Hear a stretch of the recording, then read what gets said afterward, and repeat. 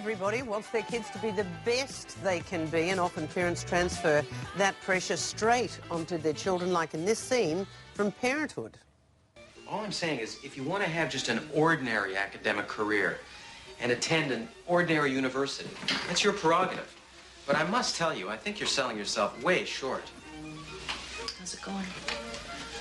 I don't know, sometimes I feel as though we want it more than she does. Patty, you know we love you. Could you just give your father that little extra effort he's looking for? Okay, Mama. That's all I ask. And, of course, no pressure. There has been a lot of research telling mums and dads how to raise bright kids, and Dr. Cindy Pant has looked into that research and its findings, and she's going to help us decipher this information. Dr. Cindy Pant joins us. Good morning. I mean, Good morning. That's a classic, Oh, isn't that it? really makes me laugh. To be honest, it reminds me of a conversation I had with my little one once when he was probably only 4 or 5, and I remember I was talking about different schools, and there are normal schools, there are private schools, selective schools. I said, selective schools, you have to be very clever. But I said, actually, it's not enough to be clever. You have to work really hard. And I remember he said, oh, I don't think I'd like to go to a school like that.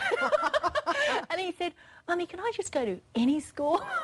Even though I'm not clever, can I still go to any school? I said, oh, well, actually, you have to. So funny. Well, yeah, kids, you forget what we're saying and what the kids are hearing. And the information, everybody wants their kids to be the best they can be.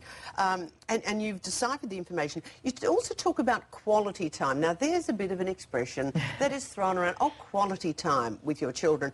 But you've deciphered what that actually means and why it's important. Well, look, they've looked at studies looking at so-called quality time that mothers can spend with their infants and children. And, of course, mums and parents generally have so many things to do, but in between, you really need to squeeze in that time where you focus on your child and you just spend time responding and interacting with them, and you let everything else, you try not to be distracted by anything else and give them your undivided attention.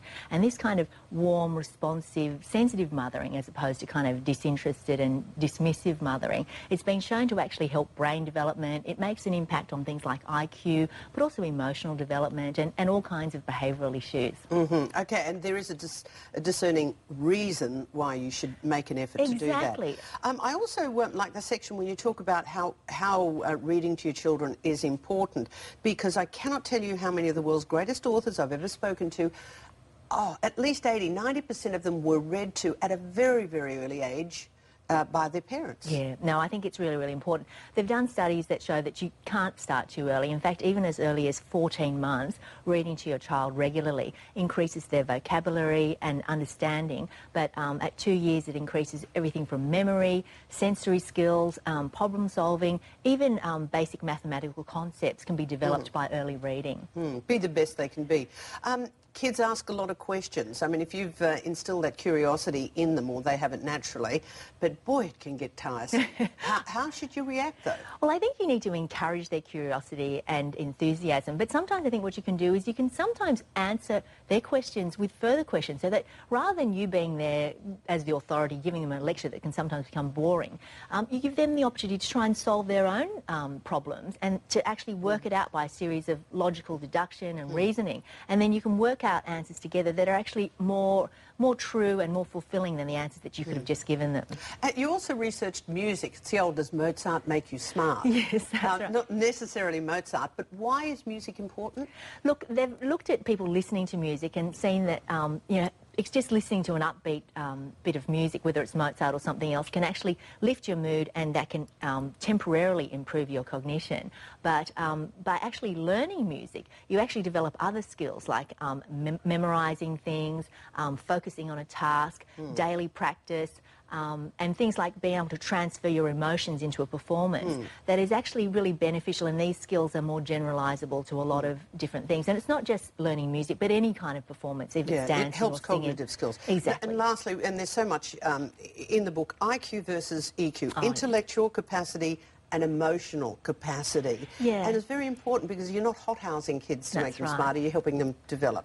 That's right. I think it's important to put all these qualities in perspective. Sometimes, you know, there's sometimes perhaps too much emphasis on cleverness and academic success, when I think if we all think back to the people at school, the people who now have happy, fulfilled and enviable lives are not necessarily the people who are the brightest, the best at sport or the prettiest.